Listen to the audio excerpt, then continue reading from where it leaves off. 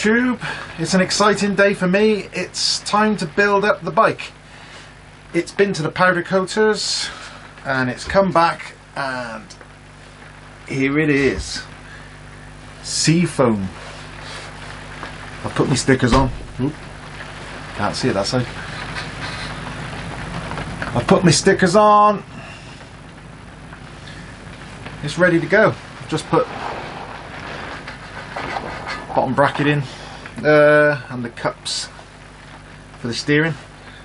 I was going to make this video, I was planning on it being a nice crisp winter's morning and I could be outside filming it nice and all that, but you can probably hear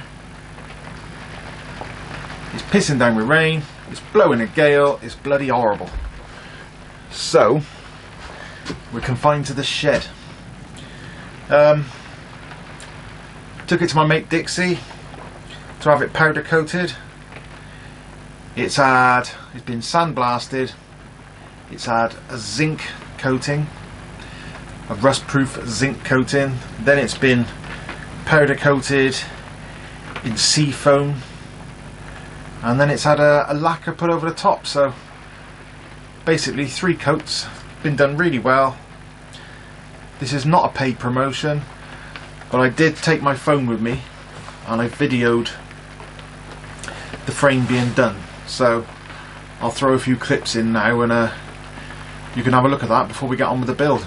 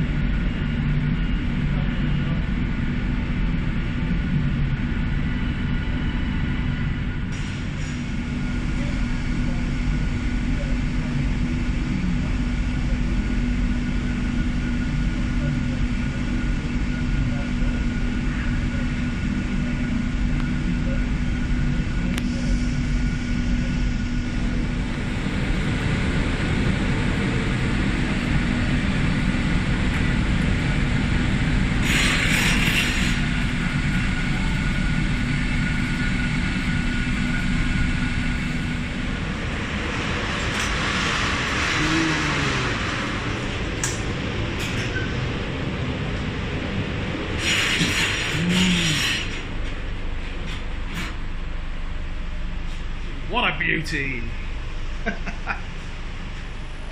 I will be videoing some of this build, but I'm not going to video the basic bike assembly stuff because there's millions of videos out there showing you that and it's a bit boring. Anything specific to it being a recumbent, I'll show you that. Things like the brakes and the cables going down the steering tube, stuff like that. I'll video that. But your basic fitting V-brakes and putting grease on your headstock bearings, you know, I'm not going to video that. Boring. One thing I would like to show you is I decided to put a chain tensioner on.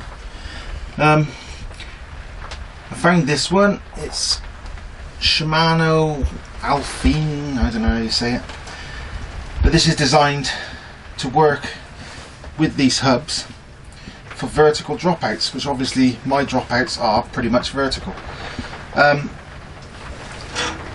There's lock nuts that hold the back wheel hub in place, and this replaces one of the lock nuts. That notch there goes in to the dropout and holds it in place, keeps this in a decent position. This was pointed down there before, which was a bit of a pain in the bum because the cable had to come right down and back up. So I've purchased that, and you also purchase another lock nut for the other side, and for vertical dropouts you're looking for the green. It comes in a pack with all these bits, but yeah, there you are, there's the packet if you want to look it up yourself. But yeah, so I've got the right lock nuts, I've got the tensioner. It means I've got to add a bit of length to the chain, but that's no problem. But yeah, with the cable, where the cable goes in is in a much better position now. It's not hanging down towards the bottom. It's not got such a kink in it. So, didn't cost much.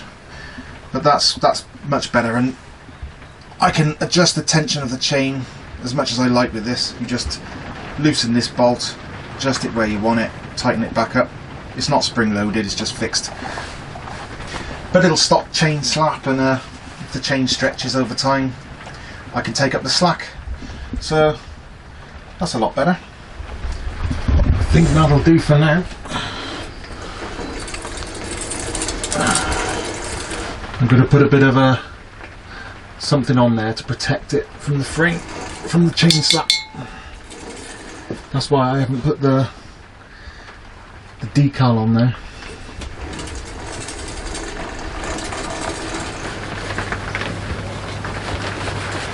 Clean that area with a little bit of solvent. Make sure it's dry and grease free. And what I've got is, this is neoprene rubber. It's 2.5, 3 mil thick. And I've put a bit of a double-sided tape on the back. It's not the best. Hopefully it'll stay on. If it doesn't, then it's gonna have to. I'm gonna have to buy some 3M. I did have some 3M. I think I used it all. But this is going to go over here to protect the frame. And this is a bit critical because I don't want it to be on the piss.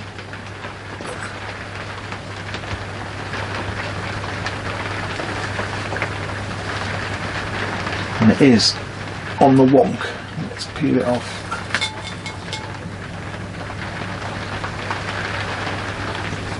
That'll do. Press it on.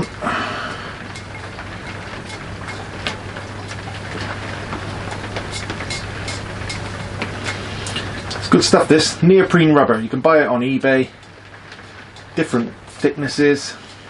You can use it under your chain stays for chain slap, all sorts. Real tough stuff. But there you go.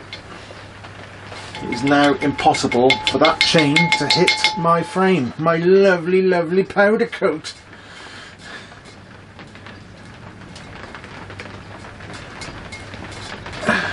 Only a couple of £1 that for a sheet, and if it starts to wear through, I'll just cut another piece and stick it on. Easy peasy. I have just spent about half an hour trying to get this riser extension locked in the right position. I've got the old quill stem in there, look. Just a tube, and I drilled it and tapped it for a bolt, and then I drilled this at the same time. But trying to get the old quill stem in at exactly the right height with this hole exactly in line with the front wheel, and then get this over the top and get this bolt in is an absolute nightmare. But in the end, what I did, I put the stem in, didn't tighten it fully, put the screw in, got this in position, put the screw in, then I manhandled it, twisted it and pushed it to get it in position. Then I took the bolt out and very carefully took this extension off, tightened it all down, and now it is in position. And I don't intend on taking this back out, but it's worth it because it's belt and braces with the steering. You know, you don't want the steering failing, so it's got a bolt there, which now everything works. It's all in line, locked in.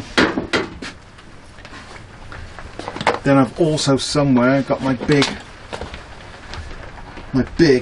chunky 25mm collar, which is going to fit there and squeeze the whole lot together, and then there should be no problems with anything coming off. There it is. the big chunky collar and an M4 bolt.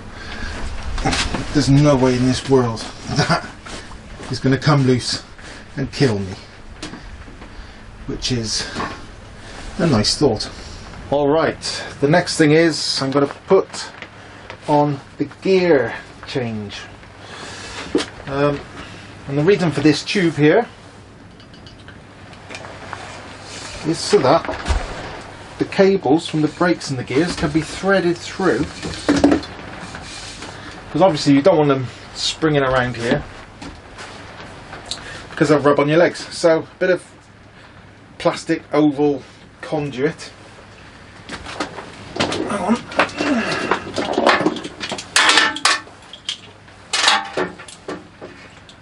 Oval shaped.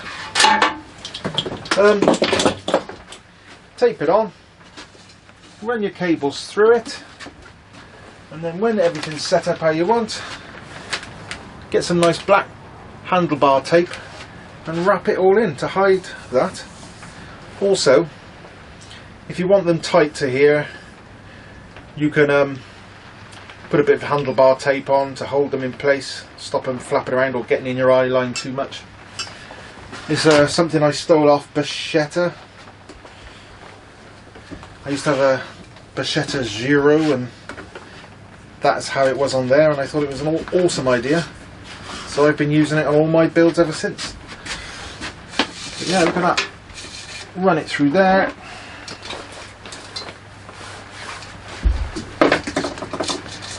Try and get the middle back through.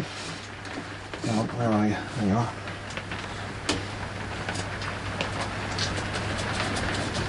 Keeps everything nice and neat.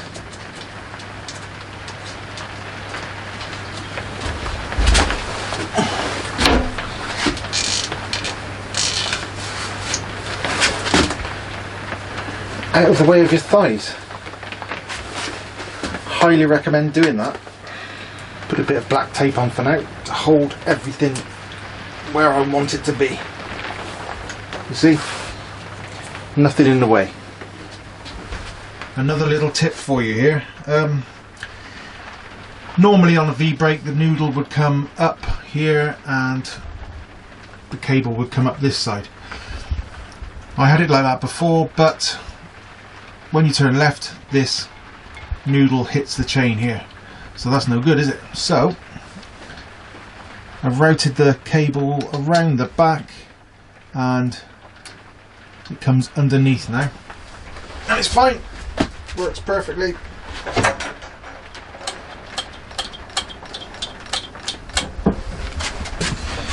Phil at the bike shop suggested that, and it works.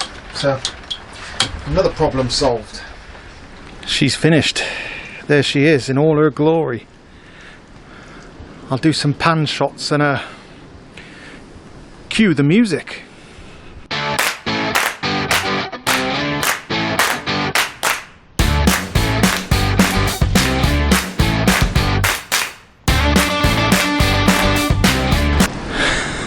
Sod that, only joking. Got my stickers on. Got the chain tensioner, that works brilliantly, everything's working. It's a shame it's such a rubbish day. I've wrapped up the riser with handlebar tape, so that looks good. Strapped on a bottle cage which doesn't get in the way. Give it some stupid brake pedals for a laugh.